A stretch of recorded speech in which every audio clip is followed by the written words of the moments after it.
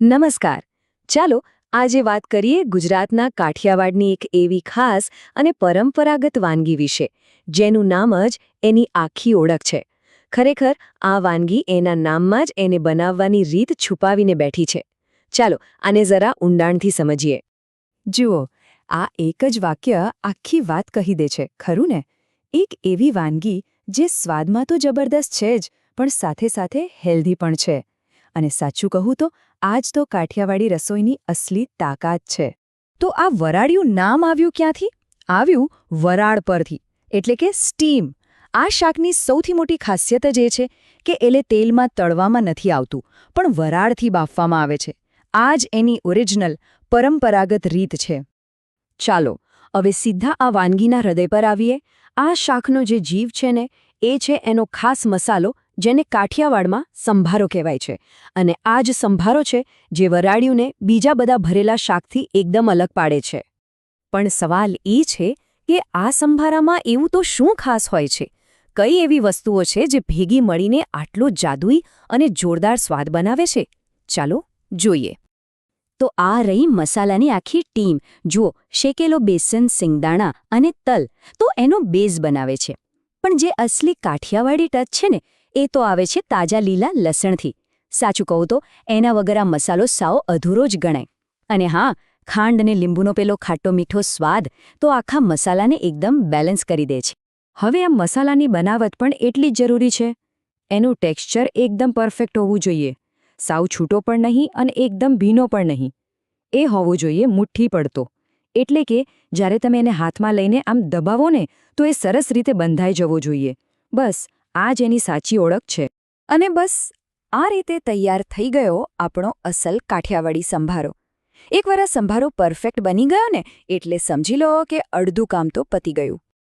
Okay, તો મસાલો તો રેડી છે, પણ એને ભરવા માટે શું? એના માટે જોઈશે શાકભાજી. તો ચાલો હવે રેસિપીના બીજા તબક્કા તરફ આગળ વધીએ. પરંપરાગત રીતે આ શાક માટે હંમેશા નાની નાની શાકભાજી જ લેવામાં આવે છે. એટલે કે બેબી પોટેટોઝ, નાની ડુંગળી અને રવૈયા તો આ શાકની શાન છે. એનાથી ફાયદો એ થાય કે મસાલો દરેક બાઈટમાં એકદમ બરાબર આવે. હવે આ શાકભાજીને કાપવાની પણ એક ખાસ રીત છે. વચ્ચેથી એક ઊભો અને એક આડો, એટલે કે એક્સ શેપમાં કાપો મારવાનો.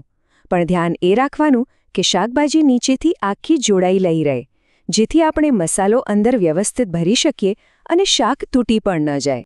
અને હવે આપણે આખી વાતના ક્લાઇમેક્સ પર પહોંચી ગયા છીએ. એ અનોખી કુકિંગ પ્રોસેસ જે આ વાનગીને એનું નામ પણ આપે છે અને એનો અસલી સ્વાદ પણ. આ સરખામણી બધું જ સ્પષ્ટ કરી દે છે. તળવાની જગ્યાએ બાફવાની આ જે પરંપરાગત રીત છે, એ કેમ આટલી બેસ્ટ છે? કારણ કે એક તો એમાં તેલ ઓછું વપરાય, એટલે હેલ્ધી છે. અને સૌથી અગત્યનું, એ શાકભાજી અને મસાલાના ઓરિજિનલ સ્વાદને જાળવી રાખે છે, એને દબાવી નથી દેતું. આ બાફવાની પ્રોસેસમાં પણ એક ટેકનિક છે. બધું શાક સાથે નથી નાખી દેવાનું. એના 2 સ્ટેપ છે. પહેલાં તો જે શાકને ચડતા થોડી વાર લાગે, જેમ કે બટાટા, ડુંગળી અને રીંગણ, એને મૂકીને લગભગ 15 મિનિટ માટે હાઈ ફ્લેમ પર બાફવાના. અને પછી એમાં ટમેટાં અને મરચાં જેવા નરમ શાક ઉમેરીને બસ બીજી 5-7 મિનિટ માટે બાફવાનું. આનાથી શું થશે? બધા જ શાકભાજી એક સરખા પરફેક્ટ બફાશે. આમ જોવા જઈએ તો શાક બફાઈ જાય એટલે ખાવા માટે તૈયાર જ છે. પણ જેમને સ્વાદને એક લેવલ ઉપર લઈ જવો હોય ને, એમના માટે એક છેલ્લો ઓપ્શનલ માસ્ટર સ્ટ્રોક છે. હા, આ બાફેલા શાક પછી એક નાનો વઘાર. આ એક એવો માસ્ટર ટચ છે જે શાકમાં એક જોરદાર સુગંધ તો લાવે જ છે, પણ સાથે સાથે વધેલા મસાલામાંથી એક ઘટ્ટ ગ્રેવી, જેને લચકો કહેવાય, એ પણ તૈયાર કરે છે. અને આ વઘાર કરવો તો સાવ સહેલો છે. બસ ગરમ તેલમાં રાઈ, જીરું, હિંગનો તડકો, એમાં વધેલો મસાલો સાંતળવાનો, પછી ગરમ પાણી ઉમેરીને ઘટ્ટ રસો બનાવવાનો. અને છેલ્લે પેલા બાફેલા શાકને એકદમ હળવા હાથેમાં મિક્સ કરી દેવાના. બસ આટલું કરવાથી શાકનો સ્વાદ સીધો ડબલ થઈ જશે.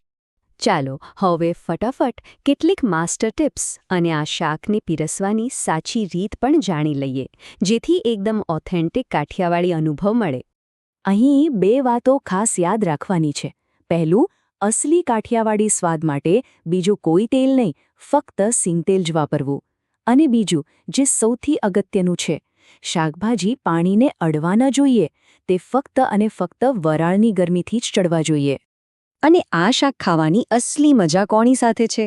ગરમા ગરમ બાજરાના રોટલા સાથે ગોળનો એક ગાંગડો અને ઠંડી મજાની છાશ. શાકના તીખા તમતમતા સ્વાદને બેલેન્સ કરવા માટે આનાથી બેસ્ટ કોમ્બિનેશન બીજું કોઈ નથી.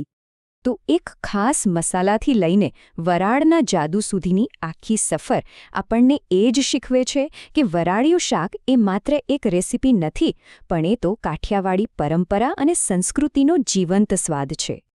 તો આ હતી વરાળિયું શાકની પૂરી કહાણી. હવે સવાલ એ છે કે આ કાઠિયાવાડી ક્લાસિકને થાળી સુધી લાવવાનો અને એના અનોખા સ્વાદનો અનુભવ લેવા માટે કેટલી તૈયારી છે?